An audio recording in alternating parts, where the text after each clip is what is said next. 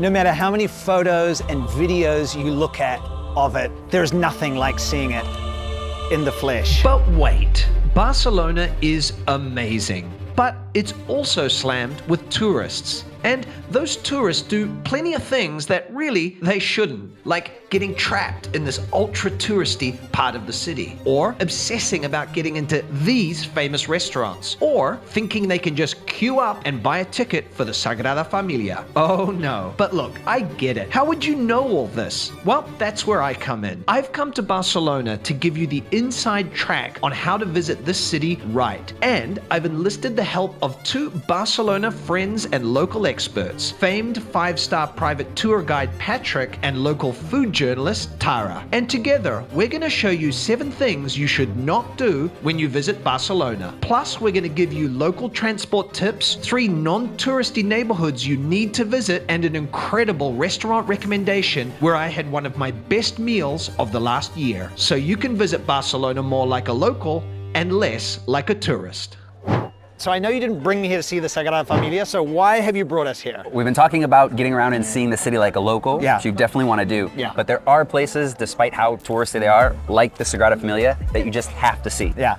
The problem is you can't make any bookings at the site. You have to do them online beforehand. So you can't just turn up and book. And if you do, well, No. if you try, What you've got right now, they laugh. There's no lines. You've got time tickets to get in. Okay. And you know what time you need to show up for. Okay. But if you show up and you don't have a ticket, they're not letting you in. They're gonna send you actually to the same page that you should have gone on already before, and then make sure that you can make your booking for that time. So how long in advance should we book the Sagrada Familia? Probably about a couple weeks in advance and you'll be fine. Okay, but possibly the question really on everyone's lips is, or minds, when is this going to be finally finished? It's a really good question, and I wish I had an answer for you. The original plan was 2026, but with everything that's happened in the last couple years, things have changed. They say now maybe the top tower will be done in 2026, and who knows, maybe 2030, everything's done. So you still have time, in other words, guys, to see it under construction. Okay, great tip, Patrick. What else have you got for us? Don't take one of these. Hang on, what? These. Taxis. What's wrong? What's wrong with taxis? Poor taxi drivers. Now, it's not that you shouldn't ever take a taxi. In fact, I would probably recommend it a lot of times when you're trying to get over to places like the Park Güell that are a little bit further away. But you're here in Barcelona to experience and see the city. And the best way to do that is walking. And if you don't want to walk, you've got the metro, public transportation that's super cheap and easy to get around. It's true that whenever I go to a city for the first time, I'm a little bit nervous about taking like the metro. It feels like it's going to be really complex and hard, but once you take it a couple times, it's so easy, right? Yeah, and when you're here, there's specific metro tickets that you need to know about. Okay, that I don't know about. All right, let's go. Some of my best friends are taxi drivers. There's nothing wrong with it. It's totally okay. You can see you've got the normal ticket for one ride, which is going to be €2.40. Okay. Obviously not the best price. To save money, what you want to do, and what used to always be the best ticket, is what they call the T-Casual, which is 10 rides. Problem is they've changed it to where basically you can only use it for one person. You can't share it amongst your group. So if you do want to share, what you can do is go over to the family card, and you get 8 rides for €10, but you can share them. And what time does the metro close if people are out late? So during the week, the metro is going to close at midnight. Fridays you've got until 2, and then Saturday it's all night. So just follow me and I'll... Okay, but you want to go in on the right. On the right. So if you put it in there, it's this one. Ah, wow. Okay, so tip, if you put it in here, don't go here. If you put it in here, go here. Go through on the right. The Sagrada Familia metro station is like we are all beta versions of ourselves. Everybody's kind of stumbling through through the turnstiles. They're not working. Nobody knows what ticket to buy. Okay, the next mistake is a really easy trap to fall into. For me, this is where you have to start, right? And I just love all of the history, the things that you can see. We've got a cathedral that was built in the 13th century right behind me. Yeah. And there's all these little hidden gems, everything to explore, but it really gives you the context for the rest of the city. The Gothic Quarter is a must visit. It's full of mysterious, winding medieval streets and hidden secrets. So you come over here, we're actually at the Viceroy's Palace, which is a 16th century building put in for the governor, basically, of the city when the king or queen wasn't here, but it was built with stones from the old Jewish tombs that were found over at Montjuic from the cemetery. And so you've got things like the Hebrew inscriptions just right in there. Wow. But Just like the nearby historic Born neighborhood, too many tourists get stuck in this part of the city and never explore further afield. So here are 3 less visited neighborhoods you should check out in addition to the Gothic Quarter and the Born. First, you've got Gracia, which is just a 25-minute walk from the city center. It's like its own little village within the city with laid-back rhythms and beautiful plazas. Or Poplano, which is just up the beach and now becoming the tech and startup headquarters, but it still maintains its local vibes. And finally, San Antonio, which has a beautiful turn-of-the-century market and lots of great places to eat. Thanks, Patrick. And coming up, we'll explore San Antonio with Barcelona food journalist Tara, and we'll eat in some local spots that many tourists don't really know about. But first, Patrick's 4th and final tip. The 4th thing you don't want to do when you're here is forget you're in Catalonia. Okay, There's so many different cultural traditions that are here. So what do you think are 3 kind of things that people can do to really explore those sort of the local traditions and the local culture here? Well, I think the first thing has got to be learning the language. Yeah, right? Just all of it, like all of Catalan? try to get it all out there, right? A lot of pressure, guys. Like, when you've learned Catalan, you can come visit. Yeah. What's please and thank you? Please and thank you. Please is going to be siusplau. And then thank you is very similar. It's gracias. Okay. Spelled a little bit differently, and it also doesn't have the Spanish or the Castilian gracias. Okay, so gracias. Or merci, you can say as well, right? Merci, yeah. They took from the French and kind of just made it their own. Okay, what's the second one? The second one is going to be to make sure you get to all the different festivals throughout the year, Yeah. look those up, and take part in the different traditions that they have at each of them. So, because I know there's neighborhood festivals like Gracia, that neighborhood you mentioned, has a festival each year. You can go and really enjoy that local neighborhood festival. That's the kind of thing you're talking about. Yeah, I mean, the Gracia Festival is probably one of, if not the best that you have throughout the whole year. It's in every August. Yeah. But there's festivals basically every single month in different parts of Barcelona. And you do videos on your channel, little plug for Patrick's channel, where you say what's coming up this month in Barcelona. Yeah, I put out a guide every month so that you know what is going to be going on. Make sure you can get to the different festivals, events, anything that's going on in the city. Cool. What's number 3?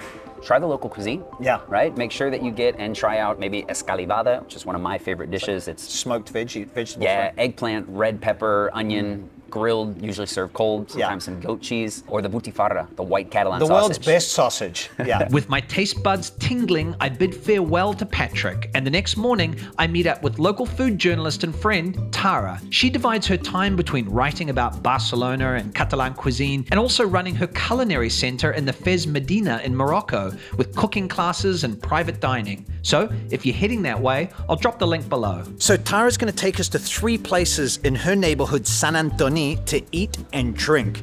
And she's going to share with us 3 things that you should not do when it comes to Barcelona's food and wine scene. And her first one is, well, a little bit controversial. So Tara, where have you brought me today and why? So we're at the Mercat Sant Antoni, and I brought you here instead of the Boqueria. The Boqueria is, of course, Barcelona icon, a total institution. But if you want to explore a local market, we've got 48 of them in different barrios. And this is where you'll get sort of a much quieter experience, more interactions with locals, and you'll be able to see the produce. Yeah, the Boqueria is amazing, but it's gotten a little touristy these days. So instead, visit a true neighborhood market like this one. Just remember to buy something. These aren't museums. So what would you do on a typical kind of like, I don't know, market morning? What do you recommend people do? Yeah. Well, I would come fairly early on a Tuesday or a Wednesday, sort of start of the week. Mondays is a day off for a lot of people, so that's good to know. Yeah. I would do maybe my shop for the week, what I'm going to make for dinner, maybe stock up on cheese, charcuterie, Catalan longanisa, maybe a piece of fish. Yeah. And then afterwards, I would go and have a coffee and esmorzar de forquilla, which is like the Catalan, very, very hearty fork breakfast. The Catalan fork breakfast is one of life's true joys. So we head over the road to famous market bar and restaurant Can Vilaró, run by Fran and his family for decades. Okay, so Can Vilaró is one of the most famous places for the esmorzar de forquilla, the fork breakfast. It's neither breakfast nor lunch, really. It's, you know, it's proper hearty rib-sticking food. So it's stews, it's grilled meats, it's eggs, it's beans, it's all sorts of things. I also see that everybody seems to have an entire bottle of wine at their table. So very typical to have, you know, a bottle of red wine, a glass of cava, or a carajillo, which is sort of a shot of black coffee with something strong in it. That could be anise, it could be brandy. we have to. All right. So we're going to do it. Es el más fluido de todo esto, ¿eh? Okay, our first dish has arrived. You said the scary stuff. I mean, I love the scary stuff, but sometimes people get a little scared about things like tripe. Places like this, the places known for the esmorzar, the forquilla, the fork breakfast, tend to do it really, really well. So if you are going to try it anywhere, try it somewhere like here. It's the full bite, the full fork breakfast full. Oh yeah. It took me 10 years of living in this country to fall in love with callos, tripe, but oh my God, when it's good, it is so good. Muchas gracias. Okay. So if I come at 7 a.m., au fait to have a glass of cava? Cava's appropriate at any time of day in Catalonia. Yeah. It's crisp, it's refreshing, it's not going to hit you like a juggernaut when you start eating. For me at least, cava is much more digestible than tucking into a bottle of red. Than a full bottle of red. Yeah. Cheers. So cheers. Salud. Salud. Fran keeps the fork breakfast coming with a plate of stewed pig's trotters with wild mushrooms and blood sausage. Is the most succulent, silky, tender meat you'll ever have. Blood sausage, wild mushroom, pig's trotters. Oh yeah. For all you kind of fair weather Bourdain fans who are out there who are like, oh, I'm such an adventurous eater, but then you're not going to do this. Come on, guys. This is the real deal. You got to come, you got to get these dishes at this place. Get some wine with it. ¿Cuánto tiempo lleva usted? 56 años. 56 años. Toda la vida. Con mis papás venimos del campo, sin ni puta idea de cocinar, y hacemos el restaurante este como montamos. Y el esmorzar de forquilla, ¿no? Se llama. ¿Qué significa para usted? Bueno, pues significa que es una cosa típica de los mercados, alrededor de los mercados. El trabajo tan duro que hacían por las mañanas, que trabajaban a horas muy tempranas, yendo a buscar el pescado, la carne, y a las 7 de la mañana pues ya era una comida ya. Claro. Entonces ya venía aquí a almorzar como si fuera una comida. Y de aquí viene el almorzar de forquilla para gente que se levanta pronto. So, with our bellies full of tripe, trotters and sparkling wine, it's time to, well, go get a drink. And this time not at a restaurant or bar. Just briefly, if you're heading to Spain, you're gonna wanna eat great tapas. And to do that, you should download my free Tapas 101 guide, full of tips on how to do tapas like a local. Click the link in the description to download it. It's totally free. Okay, back to the video. Okay, Tara, I'm feeling a little bit tipsy, and this says wine on it, so where have you brought me?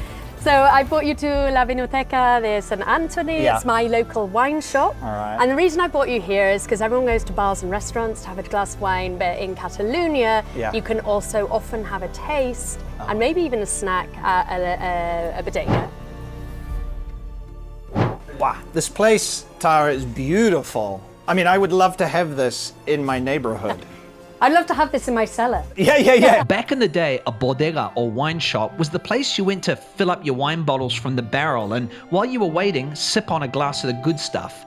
And that tradition is still alive and well in Catalonia, with many wine shops having a tasting space where you can order glasses of local wines and nibbles. So, when in Rome.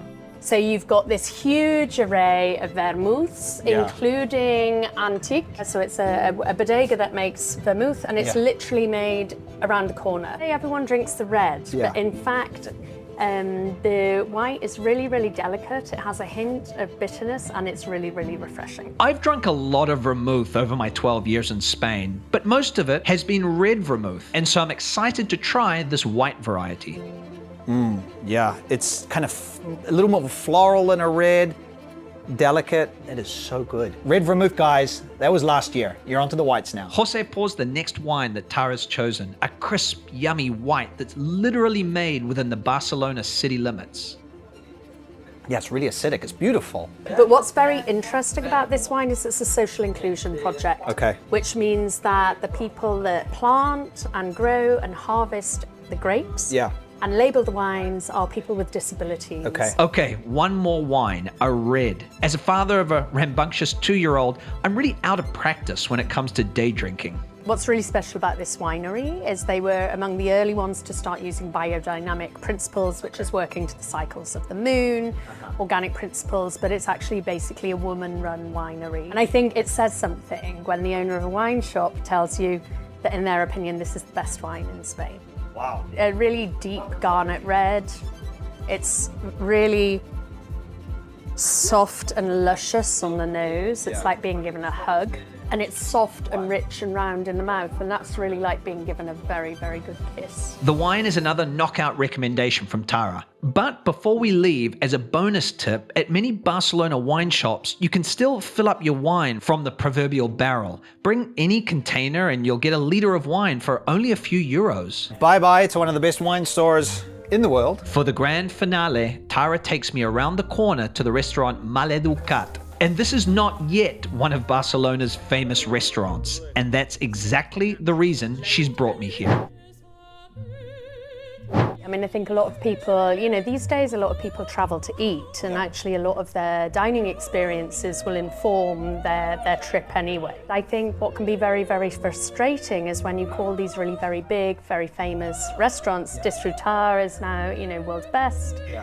That you can't get a reservation. It's booked up for 6 months' time, and you maybe haven't planned your holiday that far in advance. And I think a really great alternative is to explore who the up-and-coming chefs are in the smaller neighborhoods. It's chef-owned and run restaurants, so you can eat extraordinarily well in these small restaurants that are an elevated dining for a fraction of the cost. This is a dish where it looks beautiful. When you put it in your mouth, it just tastes exquisite. Bueno, no sé, yo creo que es una cocina basada en el producto, que vamos cambiando la oferta según la temporada, y la idea de la experiencia son platos a compartir y crear un ambiente más dinámico en la mesa, que no tanto con el plato individual o el menú de degustación, ¿no? Y si alguien quiere hacer una reserva para comer aquí, ¿lo tiene que hacer con mucha antelación o no? Bueno, lógicamente depende del servicio, ¿no? Quiero decir, viernes y sábado se llena muchísimo antes que un martes o al mediodía, es más fácil que por la noche.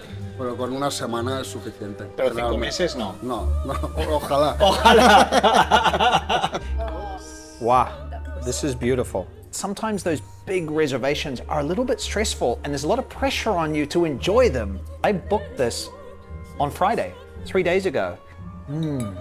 You've got to remember about destination dining, I think, is that you're making the reservation and then you're booking the flight. This is the other way around. We had the pig's trotters in the first place, and we have the pig's trotters as the base here.